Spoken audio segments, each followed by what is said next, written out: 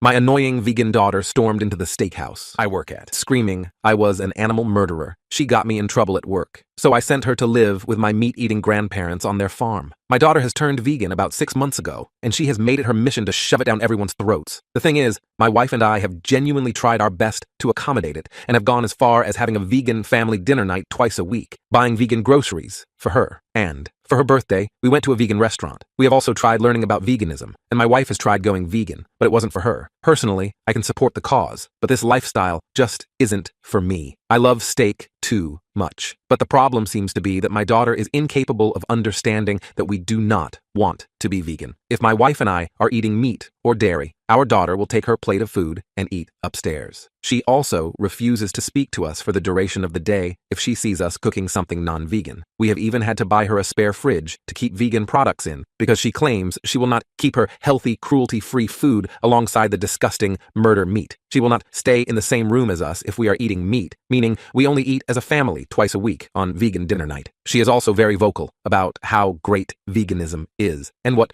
cruel animal colors my wife and I are. We have tried to talk to her a few times gently about her behavior, but each time she says she just cared about animals. The main argument my daughter and I are having right now is the fact that I work in a steakhouse, and she let me know this was a problem very early on in her vegan journey. I told her I was sorry, but I had been working in that steakhouse for a decade and have built up a very secure job with pretty good financial stability. I also absolutely love steak, and every now and again, my job will allow me to bring home a steak at the end of the day for dinner. My daughter has seen me enjoy this steak many times, and it drives her crazy each time. Well, about 2 weeks ago, I brought home a steak and was having it with dinner, and my daughter, upon seeing it, said the next time I do this, she will boycott the restaurant. I laughed, thinking it was a joke, but she went upstairs not saying anything else. I honestly forgot that conversation even happened, and 2 days ago, I brought home steak again. My daughter didn't say anything, but it's now clear she was planning something. The very next day, which was yesterday, she stormed into the restaurant with a huge sign demanding to shut down this steakhouse for animal cruelty. When the manager tried to tell her to leave, she started recording the entire thing and called out specifically for me, telling me she is ashamed of me for supporting the culling of animals. She stayed in the restaurant for about 20 minutes, screaming and yelling about animal cruelty and how veganism is the way forward, distracting the customers, which led to a few of them leaving. I was reprimanded heavily in the office after this and was told if another incident like that happens, I will be fired. I was so embarrassed, even ashamed of my own daughter, but mostly angry. I came home and got into a huge argument with her about it, calling her disrespectful and entitled and that she could have gotten me fired. She retorted back saying that maybe I should get fired from that slaughterhouse. I told her that the slaughterhouse is what puts food on the table for her. We ended up getting nowhere with the conversation,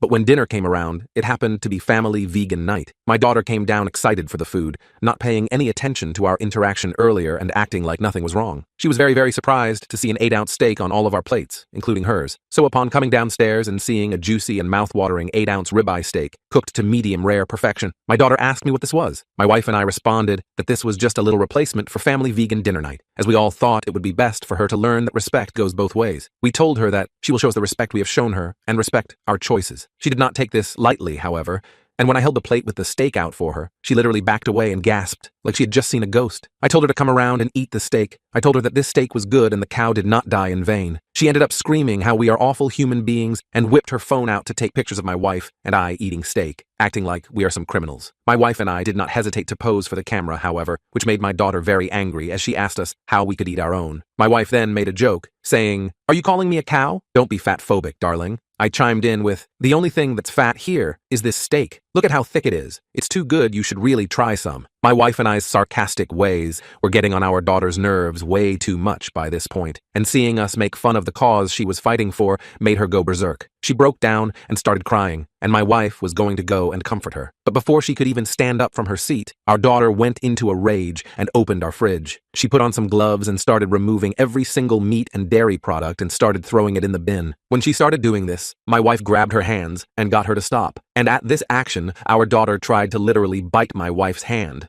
I felt perplexed watching this because I wanted to physically restrain her, but I could not bring myself to use any sort of force against my daughter. I opted to go over and instead just hug my daughter as tight as I could, making it so she couldn't do much except hug me back. She tried to claw at me, but I wouldn't let go, and she ended up calming down after a few minutes. When I pulled back, I could see the tears rolling down her cheeks. and I asked her to talk privately for a moment. She said yes, and we went for a walk. During this walk, we discussed everything about her veganism and why she acts so extreme. She ended up telling me that she just really wants a vegan family, and that her best friend is also vegan, and she ended up managing to convert her entire family into veganism, so she wanted to do the same. She just had no idea how to go about it. I told her that I was sorry, but there was no way we were going to do that, and she was going to have to accept it. She ended up saying she was not okay with this and that she is passionate about veganism. She can't see herself living with people who are not vegan and who endorse animal cruelty. The thing is, no amount of trying to convince her that my wife and I do not support animal cruelty got through to her, and a few days later, after seeing my wife and I eating a steak yet again, she asked to move out, despite only being 16. So my wife and I are sending her to my grandparents. We told our Jenna they were vegan. They're absolutely not. And she was thrilled to go live with like-minded people. My grandparents, Grandpa Pete and Grandma Martha, live on a small working farm in rural Wisconsin. They raise chickens, have a couple of cows, and Grandpa Pete still hunts deer every fall. They're the furthest thing from vegan you could imagine.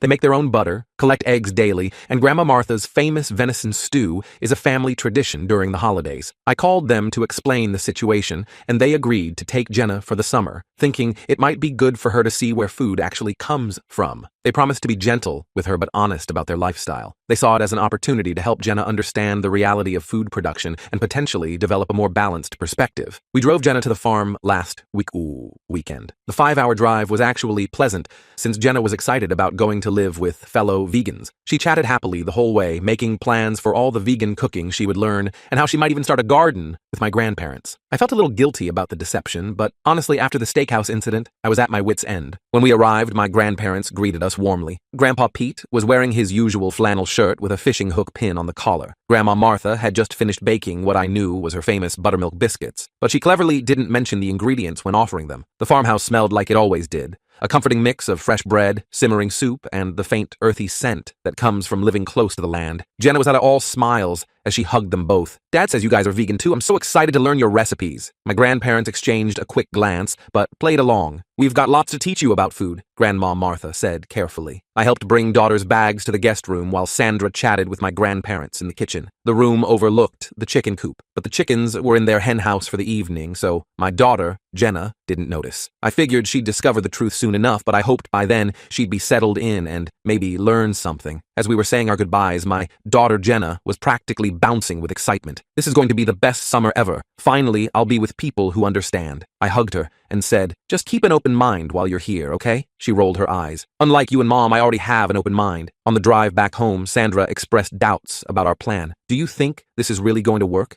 She's going to freak out when she realizes they're not vegan? I shrugged. Maybe, but my grandparents are smart and patient. They won't push her, but they'll give her a reality check about where food comes from. Plus, they're far enough away that she can't just storm home when she's upset. When we got home that night, the house felt weirdly quiet without Jenna's constant veganism lectures. We made bacon and eggs for dinner just because we could, without having to hear about pig intelligence or chicken periods. Grandpa Pete called the next morning. Apparently Jenna had woken up to the sound of roosters crowing and had gone to the window to discover the chicken coop. She'd come downstairs demanding explanations. She's pretty upset, Grandpa Pete said. But we told her that we respect all animals here, even the ones we eat, and that everything on our farm is ethically raised. She didn't storm off, which I consider progress. I felt relieved that at least she hadn't tried to flee immediately. Just give her time, I told him. And thanks again for doing this. 2 days later, I got a text from Jenna. I know what you did. This isn't over. Then radio silence. Meanwhile, things at work calmed down. Marcus seemed to have moved past the protest incident,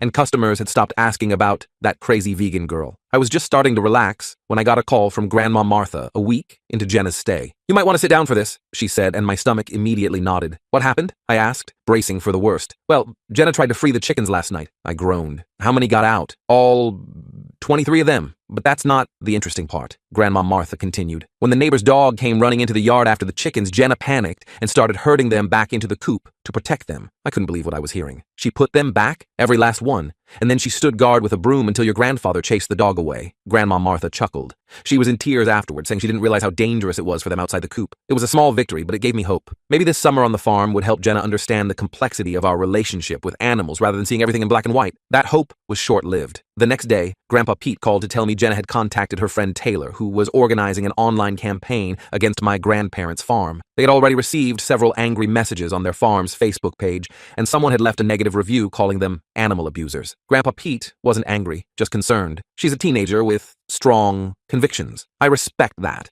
but she needs to understand there are consequences to actions like this. I promised I would talk to her.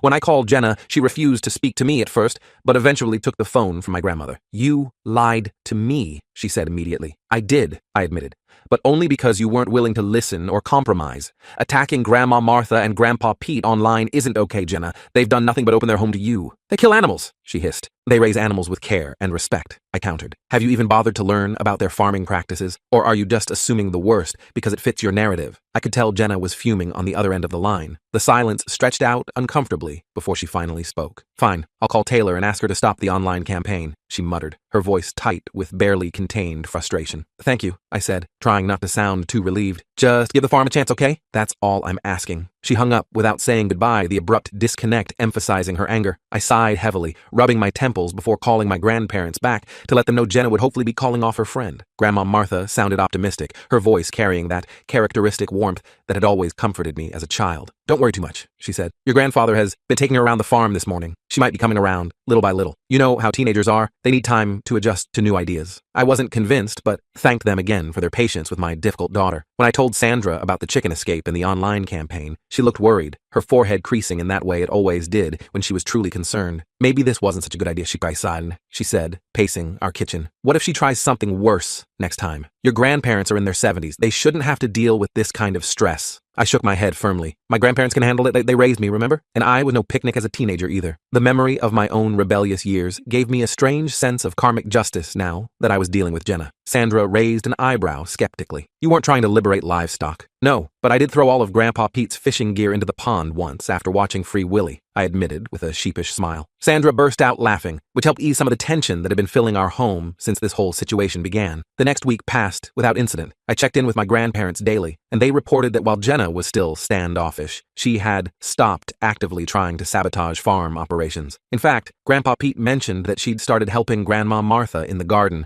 focusing on the vegetables and avoiding anything to do with the animals. It was a small step, but I allowed myself to feel cautiously hopeful. Then came the call I'd been dreading. It was Grandma Martha, and she sounded frazzled, her usually calm voice now high with anxiety. "Jenna's gone," she said without preamble. My heart dropped like a stone. "What? What do you mean, gone?" I felt my chest tighten as worst-case scenarios immediately flooded my mind. "She's not in the house. Pete found her bed empty at Nice's. Boss saw you opening eyes dead and that's another that her backpack is missing. We've looked all over the property. She's nowhere to be found." I immediately thought of the worst scenarios. Jenna alone on the highway trying to hitchhike, or lost in the woods surrounding the farm. Images of news stories about missing teenagers flashed through my mind. "Have you called the police?" I asked, already grabbing my car keys from the hook by the door. "Not yet," Grandma Martha said, her voice steadying somewhat. "We found a note saying she's staying with her friend Taylor's cousin, who apparently lives about 20 miles from here. She left a phone number. We're hoping she's actually there and safe." I was simultaneously relieved and furious.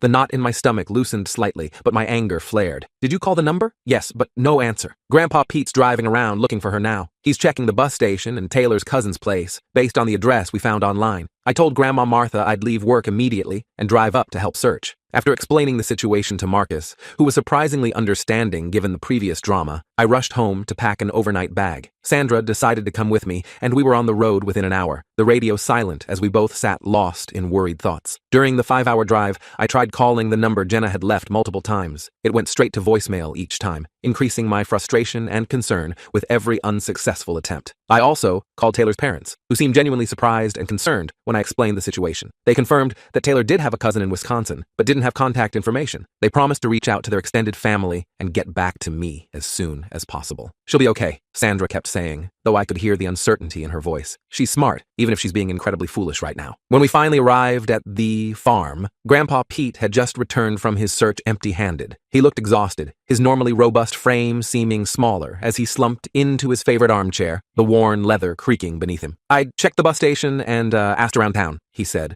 running a weathered hand through his thinning white hair. "No one's seen her. I drove by the address we found for Taylor's cousin, but no one answered the door." Just as we were discussing whether to call the police, my phone rang. It was an unfamiliar number with the local area code. I answered immediately, my heart pounding. "Hello?" Mr. Davis? A young woman's voice asked. This is Amanda, Taylor's cousin. Jenna is here with me. The relief was overwhelming, washing through me like a physical sensation. Is she okay? She's fine. She's just, very upset about the farm situation. She showed up on my doorstep this morning, talking about animal rights and exploitation. There was a hint of discomfort in Amanda's voice, suggesting she hadn't expected to be involved in a family dispute. I managed to keep my composure despite wanting to rant about irresponsible teenagers. May I speak with her, please? There was some muffled conversation, and then Jenna came on the line, her voice defensive and challenging. I'm not coming back to the farm, she stated flatly. Jenna, you can't just run away when things don't go your way, I said, trying to keep my voice steady, despite the churning mix of relief and anger I was feeling. That was incredibly dangerous and irresponsible. Do you have any idea how worried your great-grandparents have been? How worried we've been? It's not irresponsible to refuse to participate in animal exploitation, she shot back, that self-righteous tone I'd grown too familiar with lately creeping into her voice. I left a note. I'm safe. I'm not coming back to watch animals being raised for slaughter. I took a deep breath, counting silently to 10 before responding. We'll discuss that later. Right now, I need to come pick you up. Your mom and I are already at the farm. After some back and forth, with Jenna arguing and me trying to remain calm while Sandra whispered suggestions in my ear, Amanda finally gave me her address. She sounded uncomfortable about the whole situation, which gave me hope that she might be a somewhat responsible adult, despite harboring my runaway daughter. Sandra and I drove to the address, which turned out to be a small apartment above a health food store in a nearby town. Amanda, a woman in her mid-20s with dreadlocks and multiple piercings, answered the door looking apologetic, her eyes darting nervously between us. I'm really sorry, she said quietly as she led us inside. Taylor called me freaking out about Jenna being on some meat farm against her will. I didn't realize she had run away from her great-grandparents. I would never have let her stay if I'd known the whole story. Jenna was sitting on the couch, arms crossed tightly across her chest. She had that stubborn look I'd come to know all too well. Chin jutted forward, eyes narrowed, lips pressed in a thin line. What were you thinking? I asked her, keeping my voice controlled but serious. Do you have any idea how worried everyone was? Grandpa Pete has been driving all over looking for you for hours. I left a note, she muttered, looking down at her combat boots. A note, I repeated incredulously. You're 16. You can't just decide to leave when things get uncomfortable. That's not how life works. I'm not going back there, she insisted, finally meeting my gaze with defiance blazing in her eyes. They kill animals. They raise them just to kill them. It's cruel, and I won't be part of it. Sandra stepped in, her voice gentler than mine. Jenna, running away doesn't solve anything. It just creates more problems. Your great-grandparents care about you, and they were terrified something had happened to you. After a lengthy discussion that involved a lot of teenage eye-rolling, dramatic sighs, and tense negotiations, we agreed to get a hotel room for the night instead of returning to the farm immediately. I hoped that giving Jenna some space might make her more willing to talk rationally in the morning, after we'd all had some time to cool down. At the hotel, Sandra and I took turns trying to reason with our daughter. I explained that while we respected her veganism, she needed to respect that others made different choices. Sandra pointed out that my grandparents treated their animals ethically, unlike the factory farms Jenna watched documentaries about. They had space to roam, proper care, and were treated humanely throughout their lives. But they still kill them in the end, Jenna said, tears welling up in her eyes. How is that ethical? They pretend to care about the animals, but they're just raising them to be slaughtered. That's even worse. It's betrayal. I didn't have a perfect answer for that. Life is complicated, Jenna. There's no perfect way to exist in this world without causing some harm. Even plant agriculture causes animal deaths through habitat destruction and pest control. The combines that harvest grain and vegetables kill countless small animals. She looked unconvinced, but at least she was listening, her arms uncrossed for the first time since we found her. That's different, she argued, but with less certainty than before. That's not intentional. It's not the purpose. I know it seems black and white to you right now, Sandra said gently, but most ethical questions exist in shades of gray. Your great-grandparents' farm is nothing like the industrial operations in those documentaries you watch. The next morning we had breakfast at a cafe that, to Jenna's surprise, had several vegan options. The atmosphere was less tense as we sat by a window overlooking the small town, morning sunlight streaming across our table. As we ate, I proposed a compromise. How about this? I suggested. You come back to the farm, but you don't have to participate in anything involving the animals. You can focus on the vegetable garden, which Grandma Martha says you've been enjoying, and we'll respect your veganism. No more comments about protein or trying to get you to try the eggs. Jenna pushed her tofu scramble around her plate, considering the offer. And, what about when they kill the chickens? Am I supposed to just ignore that? They won't do that while you're there, I promised, though I wasn't entirely sure if that was true. I'd have to talk to my grandparents. And remember, this is just for the summer. You can handle anything for a few weeks. After much persuasion, Jenna reluctantly agreed to return to the farm under these conditions. When we arrived, my grandparents were understanding, if a bit hurt by Jenna's extreme reaction. Grandpa Pete, especially, seemed wounded by the implication that what he'd done his entire life was cruel. We've been farming this way for over 50 years, Grandpa Pete told her, his voice gruff but kind. We respect your different values, but we'd appreciate the same respect in return. We don't force our ways on you, and we'd hope for the same courtesy. Jenna nodded stiffly. The tension was thick, but at least she was willing to stay. I could see her struggle with her principles versus her position as a guest in their home. That night, before Sandra and I headed back home, I had a private conversation with my grandparents about how to handle the situation moving forward. We sat at their kitchen table, the same one where I'd eaten countless meals as a child, sipping tea from the mismatched mugs Grandma Martha had collected over decades. Just be yourselves, I advised. She needs to see that you can care deeply for animals even if you also use them for food, and maybe avoid any processing while she's here. Let her see the day-to-day reality of farm life without the parts she finds most objectionable. Grandma Martha nodded, her silver hair catching the kitchen light. We can do that, and I'll focus on teaching her about the garden. Did you know she's actually got quite a green thumb? She's been germinating heirloom tomato seeds and asking all sorts of questions about organic growing methods. This small positive note gave me hope as Sandra and I drove back home the next day. For the next 2 weeks, things seemed to stabilize. My grandparents reported that Jenna was still standoffish, but was spending hours in the garden and had even started learning to can vegetables with Grandma Martha. She seemed to find satisfaction in the tactile, productive work of growing and preserving food. Then came the watershed moment. Grandpa Pete called me one evening, sounding oddly proud, his voice animated in a way I hadn't heard since this ordeal began. One of our hens was being attacked by a fox this morning, he said. Jenna saw it happening from the kitchen window and ran out there with the garden hoe, yelling and swinging to scare the fox off. Never seen someone move so fast. I sat up straighter, surprised. Really? Is the chicken okay? Got a few feathers pulled out, but she'll be fine. Here's the interesting part. Afterward, Jenna asked me if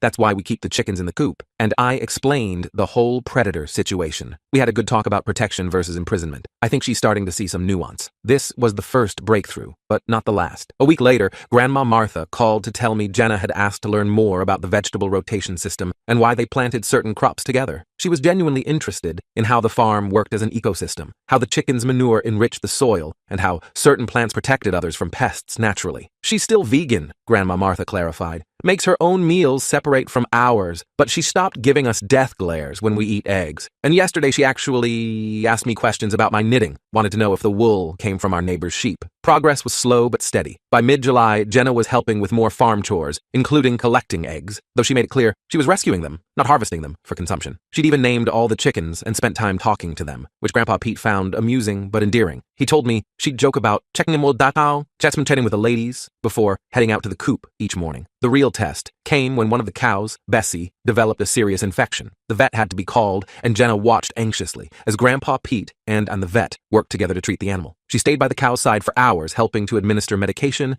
and offering comfort to the distressed animal. She asked a million questions, Grandpa Pete reported later, about how we care for the animals when they're sick, how much the vet costs, whether we'd still get rid of Bessie if she couldn't produce milk anymore. She seemed surprised by how much we invest in veterinary care. What did you tell her? I asked, curious about how he'd navigated this potential minefield. The truth, that Bessie will live out her days here regardless because she's part of the farm family. Grandma Martha hasn't had the heart to cull an old dairy cow in 30 years. We just let them retire to the back pasture. I showed Jenna old Matilda. She's 12 now and hasn't given milk in 3 years, but she's still grazing happily. This revelation seemed to have a profound effect on Jenna. She started asking more questions about how the farm worked, the economics of small-scale farming, and why my grandparents made the choices they did. Rather than simply condemning, she was trying to understand. I could hear the shift in her voice during our phone calls. Less absolutism, more curiosity. By August, something remarkable happened. Jenna called us one evening, sounding thoughtful and reflective, her voice lacking the defensive edge I'd grown accustomed to. I've been thinking a lot about food systems, she said without preamble. I'm still vegan, and I still think it's the best choice for me. But I've realized that Grandma Martha and Grandpa Pete's farm is different from what I saw in those documentaries. Different how? I asked cautiously, not wanting to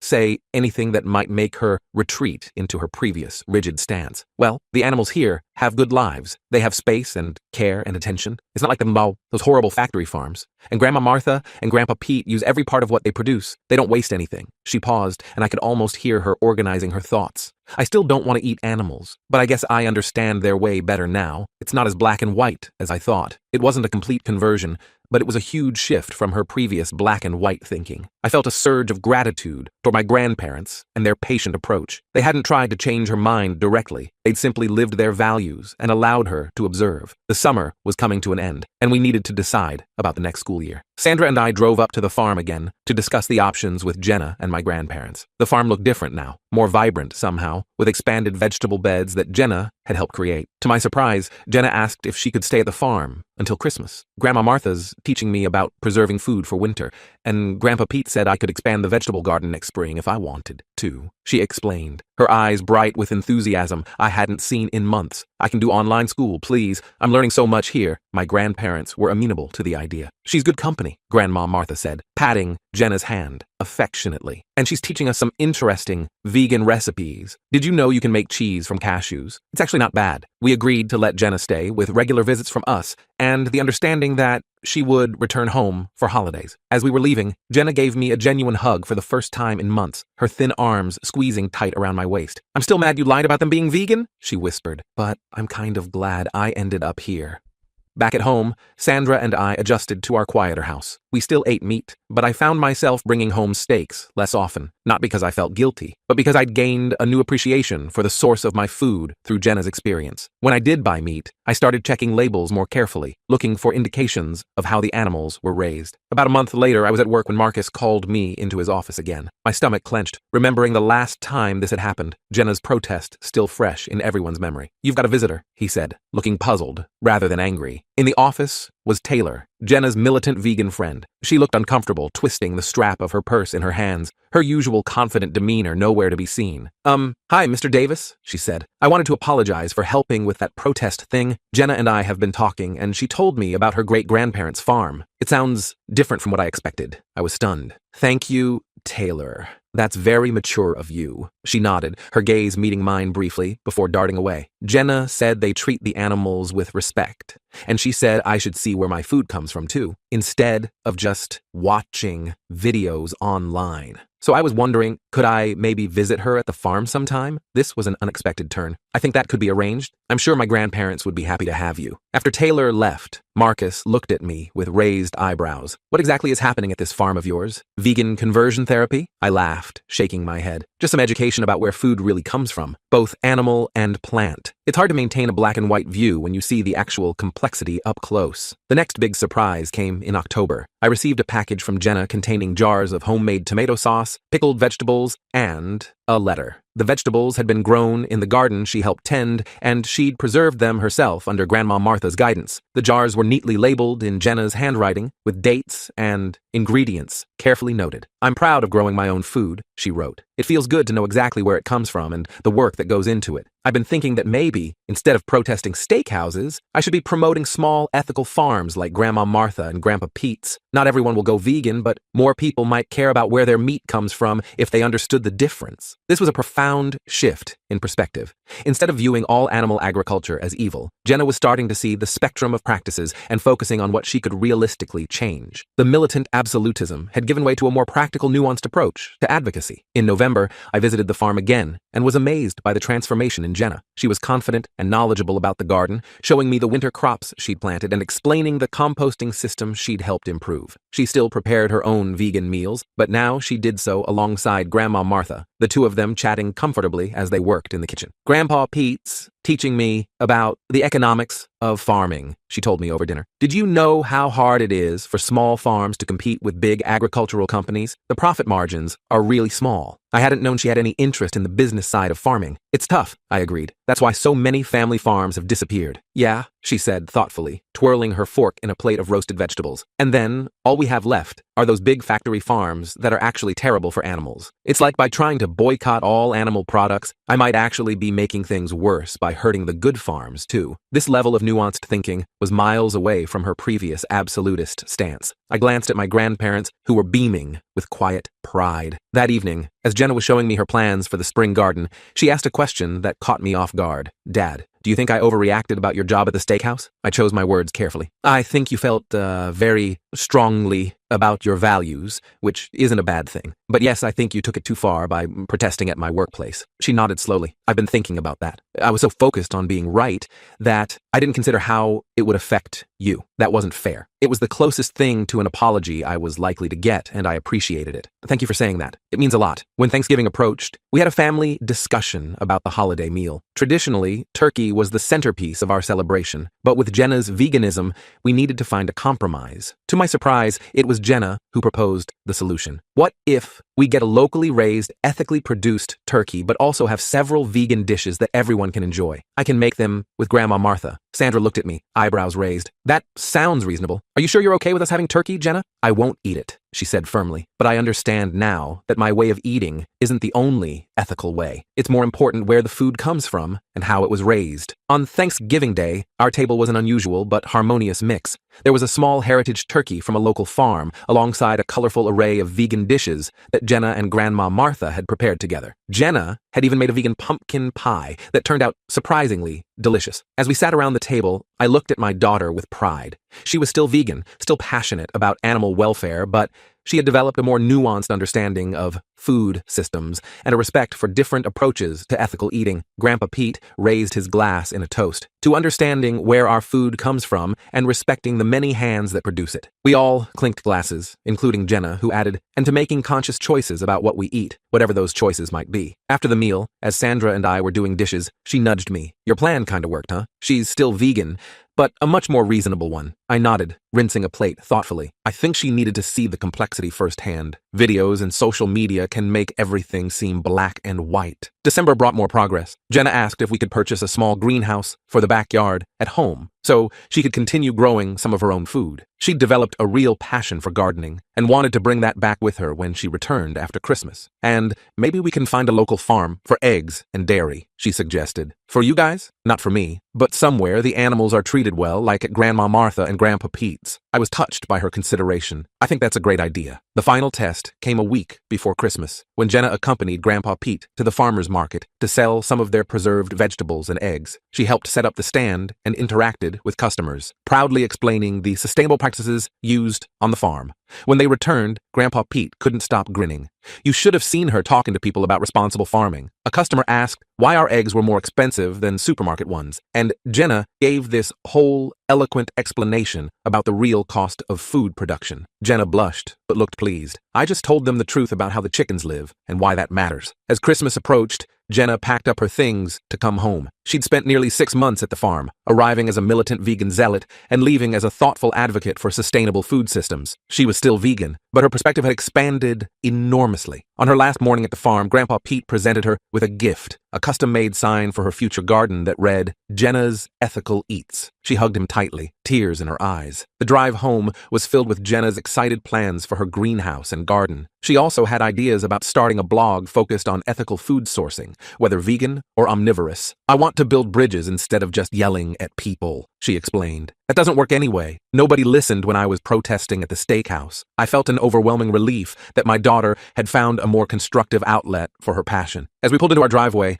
I remember the angry, self-righteous teenager who had stormed into my workplace 6 months ago and marveled at the thoughtful young woman beside me now. That night, as we sat down to dinner, there was no drama, no storming off, no accusations of murder, just a family eating together, Sandra and I with our chicken, Jenna with her lentil loaf, and having a normal conversation. It wasn't perfect harmony, but it was mutual respect, and after the year we'd had, that felt like a miracle.